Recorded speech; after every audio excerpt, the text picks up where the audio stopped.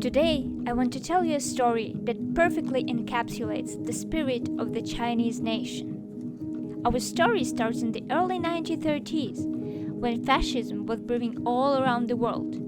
It would take another 10 years before the Second World War would break in Europe. But in Asia, the evil plans of the Japanese militarists were well on their way. You see, Japan wanted to conquer all Asia to create an empire. By then, they had already annexed the Korean peninsula, and now they were invading Manchuria, the northeastern region of China. Meanwhile, Shanghai, the hotbed of the East, was living in a bubble. People were enjoying the good life, going to the cinema, dancing, drinking, and gambling. They were completely oblivious to what was going on. That all changed on January 28, 1932, when Japanese planes started bombing the city.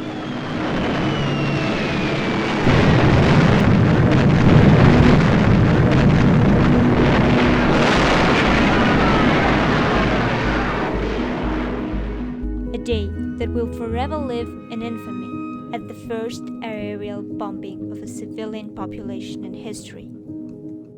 The bubble had bursted. Frustrated by the inaction of the nationalists, young intellectuals, filmmakers, and musicians joined the ranks of the Communist Party and decided to use their talents to inspire the people to join an army of volunteers to fight against the Japanese. Some of these left-wing filmmakers opened a new film department inside the Denton Sound Equipment Company. With the new sound technology from the Denton Company, they could incorporate music to the films and create a stronger reaction in the audience. A lyricist, Tian Han, was put in charge of writing the script for the movie Children of Troubled Times. The film tells the story of a young poet who flees during the Shanghai bombing to a life of luxury in Qingdao, only to be driving to fight the Japanese occupation of Manchuria after learning that his best friend had died. As he marches into battle alongside a village girl who has forsaken her dance troupe to become a fighter, the pair sing two stanzas of Tian Han's poem, The Great Wall. Soon after finishing his first draft, Tian Han was arrested. When the young musician Nier saw the lyrics, he felt as if his blood were boiling and immediately submitted a request to be the composer. Escaping from prosecution himself, he finished his composition in Japan. He attempted to embed all the power and indelible fighting spirit in his final draft, scrolling Marche Vivace in the score sheet. The film premiered in 1935, and although it wasn't a huge box office success, the music record released by the discography EMI of the soundtrack was a hit.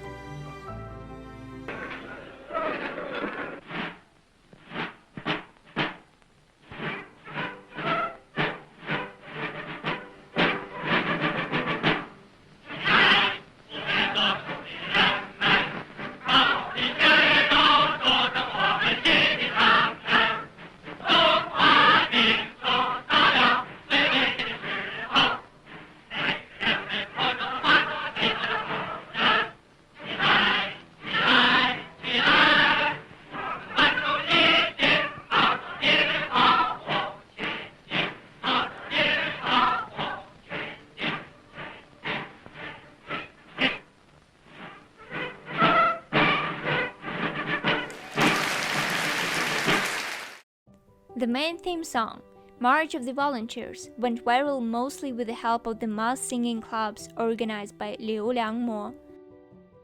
Liu believed songs were the best instrument to mobilize the people. He said, "Many Chinese cannot read, so the songs carry resistance from mouth to mouth." Soon, Liu came under pressure from the nationalists and had to flee. He went to the United States and took with him the patriotic songs to continue his work of mobilizing people against the Japanese from there. Once in New York, he met Paul Robeson, a singer and political activist fighting for the rights of Black Americans and labor unions. By then, The Japanese aggression had turned into an outright war covering half of China, Philippines, Malaysia, Laos, Thailand, Indonesia, Vietnam, Cambodia, and many more. So Paul Robeson decided to use his fame to call for American support.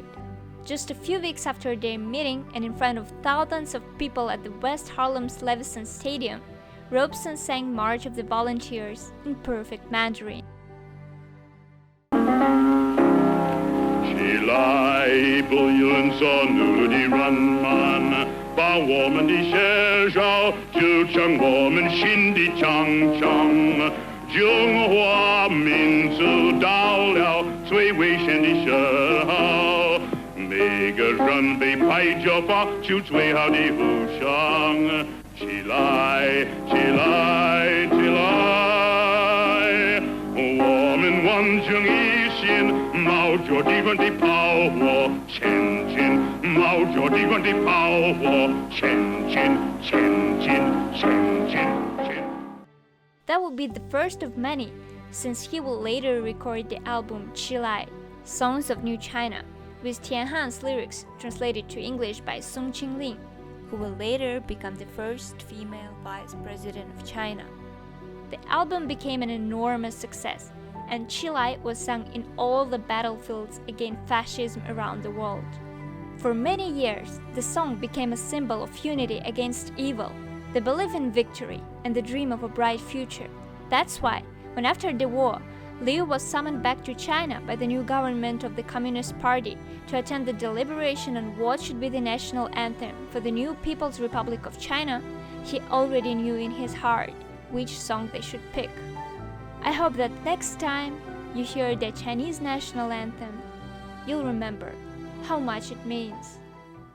Ladies and gentlemen, please stand for the Chinese national anthem.